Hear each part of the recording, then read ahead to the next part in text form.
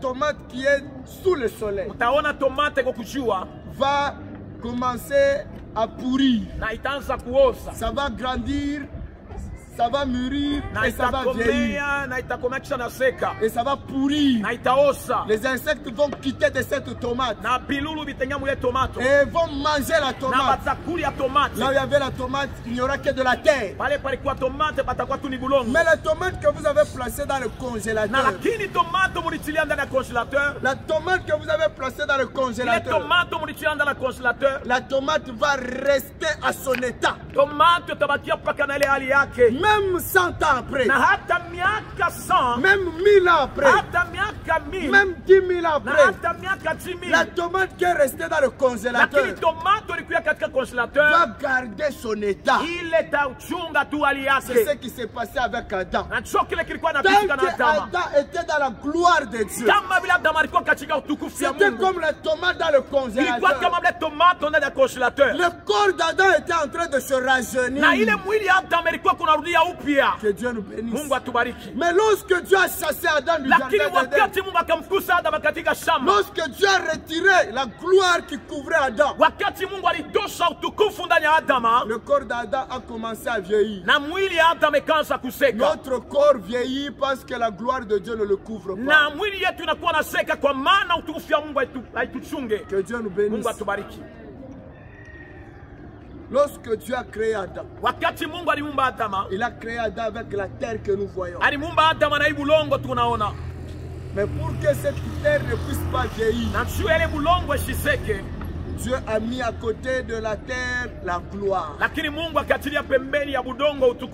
Pour que cette gloire ait pour mission de garder l'état initial de ce corps. Que Dieu nous bénisse. Dieu avait l'intention que l'homme puisse vivre éternellement dans le jardin. C'était la pensée de Dieu. Dieu a mis un arbre qu'on appelle l'arbre de vie dans le jardin d'Éden. Dieu n'avait jamais refusé à Adam de toucher à l'arbre de vie. Dieu n'a jamais refusé à Adam de toucher à l'arbre de vie.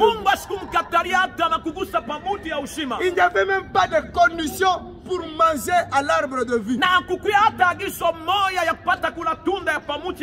Dieu avait seulement interdit à Adam de manger à l'arbre de connaissance du bien et du mal. Que Dieu nous bénisse. Alléluia. Amen.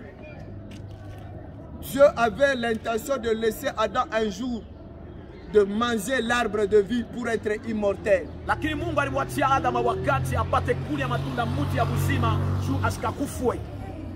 Alors lorsque Adam a péché,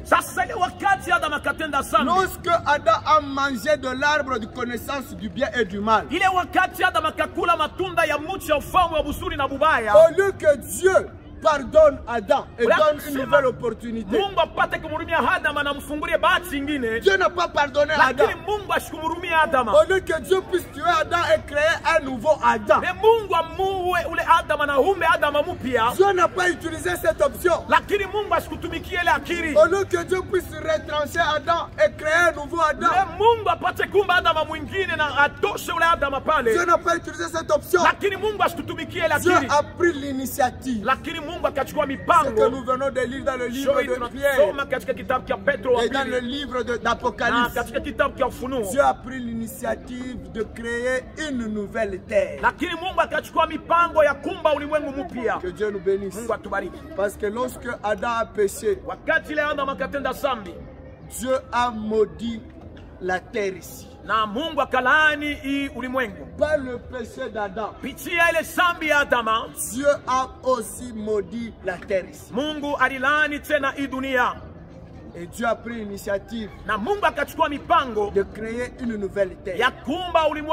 Bien aimé, au moment où nous sommes en train de nous parler, il y a une nouvelle terre préparée. Il y a une nouvelle terre préparée. J'ai aimé un documentaire que les Blancs ont fait. Les Blancs, après avoir lu la Bible, ils ont commencé à chercher cette nouvelle terre, où est-ce qu'elle se trouve. Ils ont mené des sondes dans le monde. Beaucoup de satellites dans le monde. Pour chercher cette nouvelle terre, elle est où? Parce qu'ils ont pris conscience que cette terre va disparaître. Ils ont fait des voyages sur la lune pour vérifier s'ils pouvaient habiter sur la lune. Ils ont découvert que ce n'est pas possible. Ils ont vérifié Mars. Est-ce que c'est possible de vivre? Ils ont trouvé plusieurs planètes. Des millions de planètes. Mais ils n'ont pas trouvé une seule planète habitable comme la Terre. Même les plans sont conscients qu'il y a une nouvelle Terre préparée.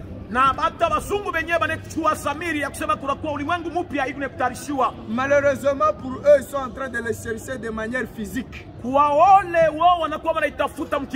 Avec la technologie. Que Dieu nous bénisse. L'histoire de la vie éternelle a commencé depuis le jardin d'Éden. Depuis que Dieu a créé le premier homme. Déjà l'histoire de vivre éternellement a commencé.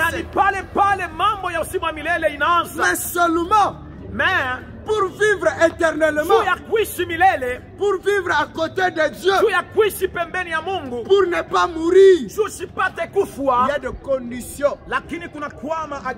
Que Dieu nous bénisse.